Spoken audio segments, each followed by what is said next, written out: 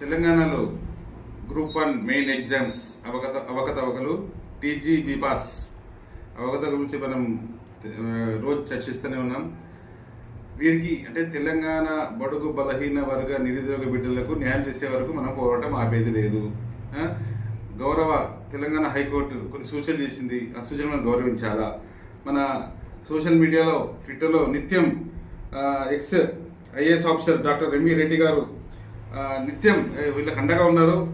చెప్తే చూడండి, మన రాష్ట్రానికి ఈ సివిల్ సర్వీసెస్ డే ఎంతో ఇంపార్టెంట్. దీన్ని జరిగింది 13 years తర్వాత మొట్టమొదటి గ్రూప్ 1 ఎగ్జామ్స్ ద్వారా రాష్ట్ర భవిష్యత్తును ఇన్ఫ్లుయెన్స్ చేసే అతిపెద్ద 563 సివిల్ సర్వెంట్స్ బ్యాచ్ను సెలెక్ట్ చేస్తున్నారు. దయచేసి ఫెయిర్ సెలెక్షన్తో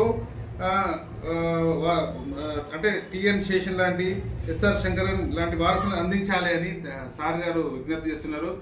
ఈ నిరుద్యోగ బిడ్డలకు సార్ అండగా ఉండి నిత్యం సార్ చాలా సూచనలు చేస్తున్నారు. మనం కూడా అందరం రాజకీయాలు అతీతంగా వారికి ఈ నిరుద్యోగ బిడ్డలకు అండగా ఉందాం. గ్రూప్ 1 మెయిన్ ఎగ్జామ్స్లో న్యాయం జరిగే వరకు నిరుద్యోగ న్యాయం జరిగే పోరాటం చేద్దాం. బాపట్ల కృష్ణమోహన్ ప్రాసంకల్పించారు.